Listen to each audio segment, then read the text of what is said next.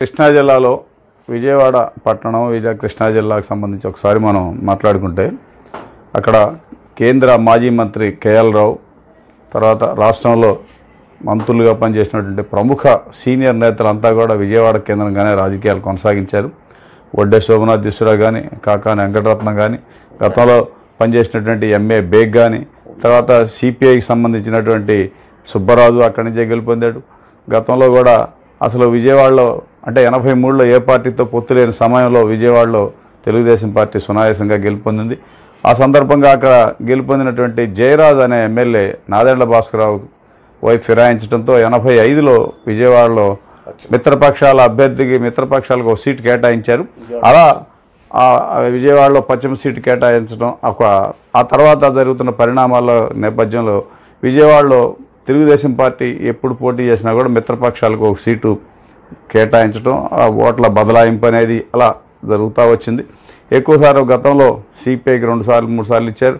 తర్వాత గతంలో బీజేపీకి ఇస్తే సినీ నటుడు కోటా శ్రీనివాసరావు విజయవాడ నుంచి అసెంబ్లీకి ప్రాతినిధ్యం వహించిన సందర్భాలు ఉన్నాయి. అదిన తర్వాత నవ్యాంధ్రప్రదేశ్ తొలి ఎన్నికల్లో విజయవాడలో బీజేపీకి సీట్ ఇస్తే అప్పుడే అంటే 2009లో పీఆర్పీ తరఫున గెలుపొంది ఆ తర్వాత పీఆర్పీ కాంగ్రెస్లో కలిసిపోయినటువంటి వెల్లంపల్లి శ్రీనివాస్ చివరి నిమిషంలో బీజేపీ రావడం, బీజేపీ అభ్యర్థిగా పోటీ చేసి జలీల్ ఖాన్ మీద స్వల్ప తేడాతో ఓడిపోయాడు. అలా చైతన్యవంతమైనటువంటి విజయవాడలో ఇప్పుడు జరగబోయే ఎన్నికలు పశ్చిమ నియోజకవర్గాన్ని బీజేపీ కేటాయించారు. దీనికి సంబంధించిన అంశాలన్నీ మనం ఈరోజు సమీక్షించుకుందాం. ముందుగా మీరు మా ఛానల్ని సబ్స్క్రైబర్ చేయవలసిందిగా కోరుతున్నాం. విజయవాడకి ఒక చారిత్రాత్మక నేపథ్యం ఉంది. అంటే ఉమ్మడి రాష్ట్రంలో కూడా విజయవాడ కేంద్రంగా తెలుగు జర్నలిజానికి అంతా కూడా విజయవాడ కేంద్రంగా ఉండేది. దాదాపు ఒక 20-25 సంవత్సరాలు విజయవాడ నుంచే హైదరాబాద్కి తెలుగు పత్రికలన్నీ వెళ్ళాయి. ఒక ఈనాడు పెట్టిన తర్వాతనే మిగతా పత్రిక కూడా హైదరాబాద్లో ఎడిషన్లో పెట్టినటువంటి సందర్భాలు ఉన్నాయి.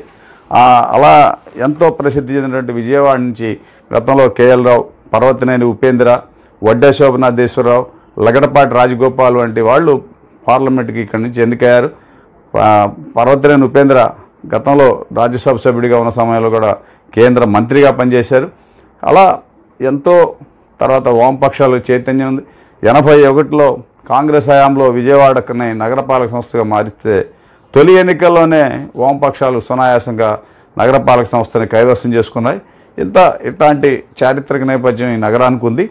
ఇలా విచిత్రం ఏంటంటే మీకు 78లో నాదెండ్ల భాస్కరరావు రాజకీయ ప్రస్థానం విజయవాడ నుంచే ప్రారంభమైంది. ఆయన విజయవాడ నుంచి ఎమ్మెల్యేగా కాంగ్రెస్ తరఫున గెలుపొందాడు 78లో. ఆ తర్వాత ఆయన 83 ఎన్నికలు వచ్చేసరికి తన సొంత జిల్లా గుంటూరు నుంచి జిల్లా వేమూరు నుంచి ప్రాతినిధ్యం వహించారు. ఇలా ఎంతోమందికి రాజకీయ కేంద్రంగా విజయవాడ వచ్చింది.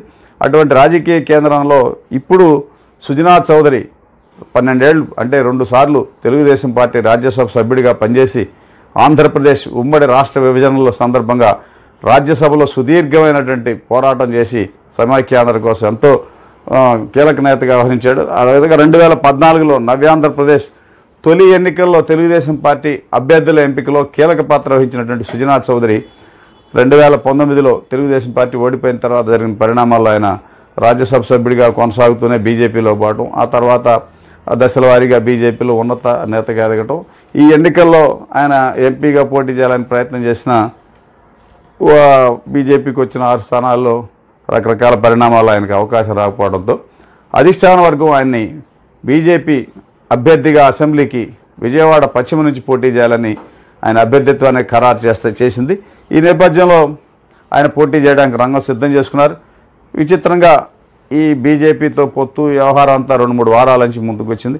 అంతకు ముందే అంటే సుమారు ఒక 4 రోజులు చంద్రబాబు అరెస్ట్ తర్వాత జరిగిన పరిణామాల్లో విజయవాడ కిలో ఒక సీట్ని జనసేనకి ఇవ్వాలని నిర్ణయించడం, ఈ పశ్చిమ స్థానం నుంచే పోతిన మహేష్ అని జనసేన అభ్యర్థిగా గత ఎన్నికల్లో పోటీ చేసి ఓడిపోయి 5 ఏళ్ల పాటు పార్టీ కార్యక్రమాలు నిర్విరామంగా చేస్తున్నటువంటి మహేష్ అభ్యర్థిత్వం ఖరారవుద్ది, జనసేనకు వచ్చిందనుకున్న సందర్భంలో రాజకీయ మార్పిడులు ఈ సందర్భంగా ఈ సీట్ని జనసేన బీజేపీకి త్యాగం చేయాల్సి వచ్చింది. దీంతో అనూహ్యంగా సుజనాథ్ చౌదరి తెర మీదకి వచ్చాడు.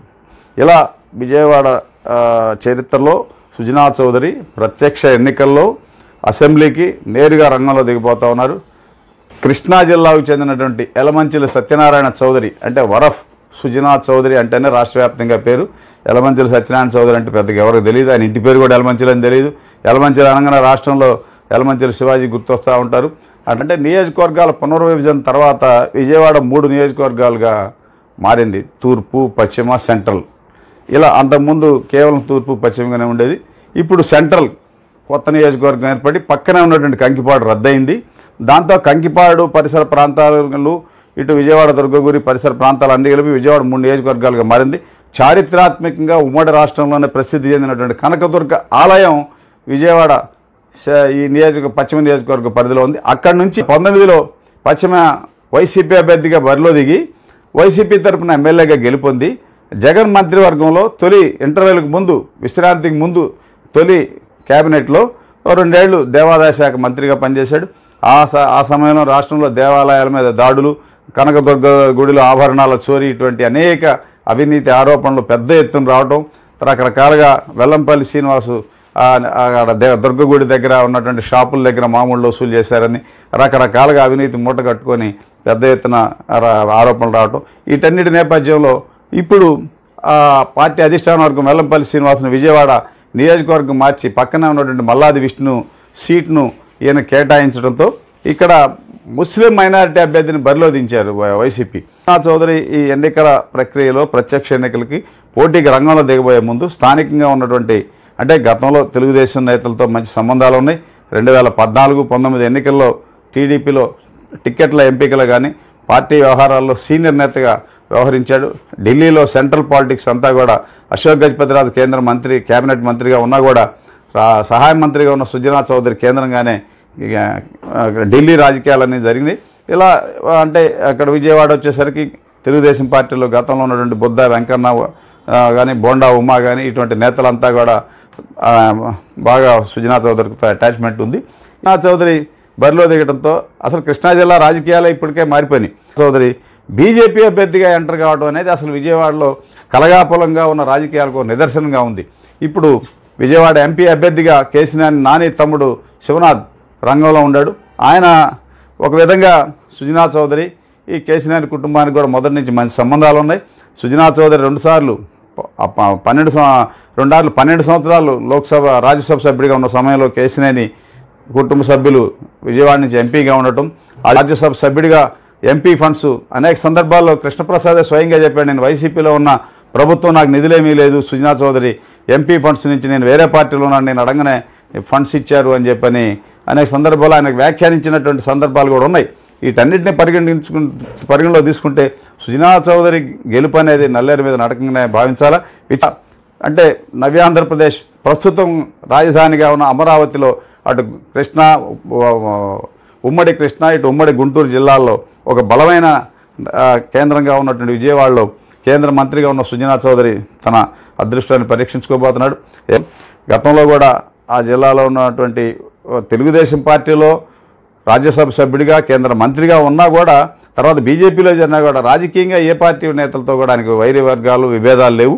అటు వైసీపీ నేతలతో కానీ, తెలుగుదేశం నేతలు కానీ, కాంగ్రెస్ నేతలు కానీ, వామపక్షాలతో కూడా మంచి స్నేహపూర్వకమైనటువంటి రాజకీయాలు నడపడంలో రాజకీయాలు నడిపారు. మొదటి నుంచి వివాదాస్పదమైనటువంటి స్టేట్మెంట్లు ఇవ్వటం కానీ ఇటువంటి వ్యవహారాలు లేవు. ఆయనకి ఒక రాజకీయవేత్తగా కంటే కూడా పారిశ్రామికవేత్తగా, విద్యావంతుడిగా ఉన్నత స్థాయికి చేరినటువంటి సుజనా చౌదరి రాజకీయాలు కూడా హుందాతనంగానే నడిపాడు తప్ప ఎప్పుడు ఒకళ్ళని తోలనాటువంటి చేయలేదు.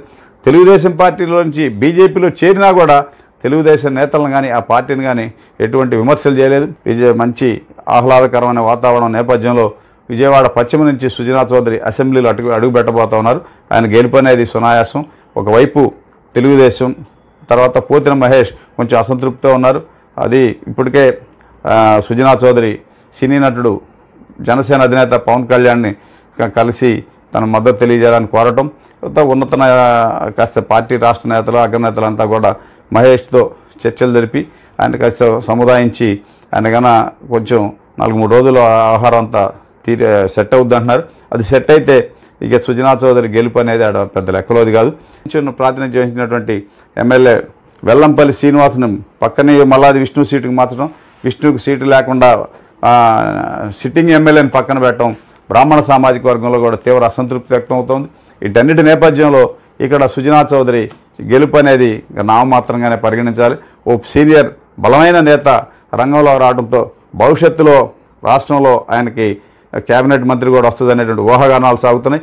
అయితే ఆయన సంస్థాగతంగా చిన్న చిన్న వ్యవహారాలన్నీ సెటిల్ చేసుకొని విజయవాడలో కార్యాలయం ఓపెన్ చేసి ఎన్నికల ప్రక్రియకి శ్రీకారం చుట్టబోతా ఉన్నారు. ఒకసారి విజయవాడ పశ్చిమ నియోజకవర్గాన్ని పరిశీలిస్తే ఇక్కడ ఆర్యవైశ్య, బ్రాహ్మణ, నగర, ముస్లిం మైనారిటీ, బీసీలు, ఇతర సామాజిక వర్గాల ఓట్లు గణనీయంగా ఉన్నాయి. ప్రస్తుత ఎన్నికల్లో పోటీ చేస్తున్నటువంటి సుజనా చౌదరికి అంటే బీజేపీ అభ్యర్థి కావడం వల్ల ఆర్యవైశ్యులు, బ్రాహ్మణ సామాజిక వర్గం ఓట్లు సహజంగా పోలవుతాయి. ఒకవైపు నగర సామాజిక వర్గానికి చెందిన మహేష్, తర్వాత మైనారిటీ వర్గాలకు చెందిన జలీల్ ఖాను పూర్తిగా మద్దతు ఇస్తున్నారు. దీంతో ప్రభుత్వ వ్యతిరేక ఓటు, వైకాపా వ్యతిరేక ఓటు కూడా సునాయాసంగా సుజనా చౌదరికి పోలే అవకాశం ఉంది. దాంతోపాటు సహజంగా కమ్మ సామాజిక వర్గం పూర్తిగా మద్దతు ఇస్తుంది. ఇలా సుజనా చౌదరి అన్ని సామాజిక వర్గాల మద్దతు కూడగట్టడంలో సక్సెస్ అయ్యారు. విజయం సునాయాసం అని చెప్పని అందరూ పరిశీలకులు భావిస్తున్నారు.